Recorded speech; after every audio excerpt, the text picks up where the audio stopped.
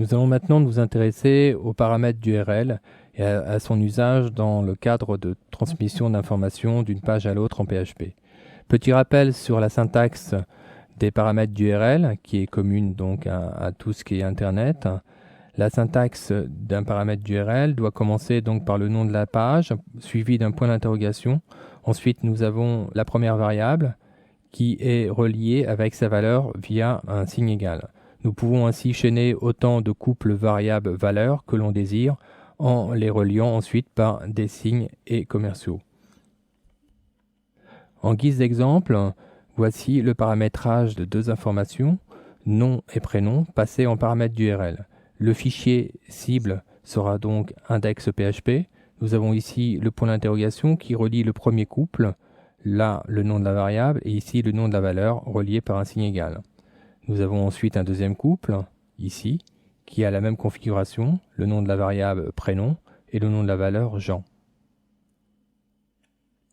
Ce type de configuration peut être utilisé directement dans la barre d'adresse d'un navigateur ou dans le cadre d'un lien hypertexte qui serait intégré dans une page HTML.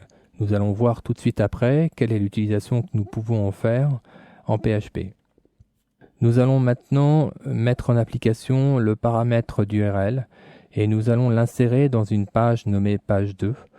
Nous allons l'insérer dans un lien hypertexte. Donc l'attribut de ce lien hypertexte sera href sera égal à action2.php. Le point d'interrogation donc précédera les couples variable-valeur et ces différents couples seront chaînés entre eux avec le et commercial. Donc si nous cliquons sur ce lien, nous allons donc envoyer ces informations sur la page action. Du côté de la page action, nous pourrons récupérer toutes ces informations dans un tableau nommé $_get. C'est un tableau de type associatif. Et si nous prenons donc les noms des clés de ce tableau associatif, nous retrouvons donc les mêmes noms que ceux de la variable nom et prénom que nous avions précédemment dans le lien dans le paramètre d'URL. Nous avons donc automatiquement les mêmes valeurs qui y sont associées. Mettons en application ce cas de figure. Pour cela, nous allons créer donc une première page à partir d'un modèle. Nous allons utiliser le modèle page HTML lien. Le lien étant préconfiguré, nous allons nous placer dans les paramètres du lien A et nous allons remplir la valeur attribuée à l'attribut href. Pour cela, nous allons donc indiquer vers quelle page va être envoyée l'information, à savoir action 2, suivi du point d'interrogation. Nous allons donc nommer notre première variable nom, lui attribuer la valeur de France, la chaîner donc avec une seconde valeur qui sera prénom, à laquelle nous allons attribuer la valeur Jean. Voilà, le lien est maintenant configuré. Nous allons enregistrer cette page dans notre répertoire syntaxe.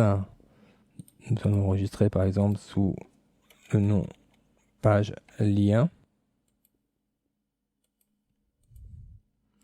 Et nous allons développer maintenant la seconde page à partir du modèle. Cette page aura pour but de réceptionner les informations envoyées par ce lien hypertexte. Nous allons donc prendre une page de type PHP.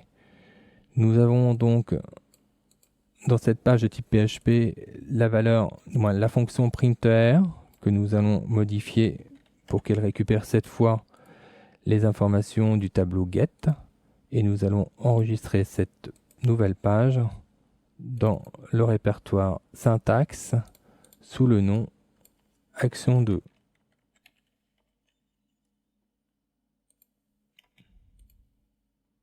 Tout est prêt maintenant pour réaliser nos tests.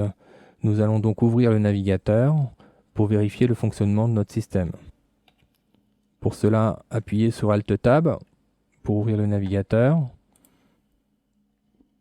Ouvrez le répertoire syntaxe et cliquez sur le premier fichier que nous avons nommé page lien.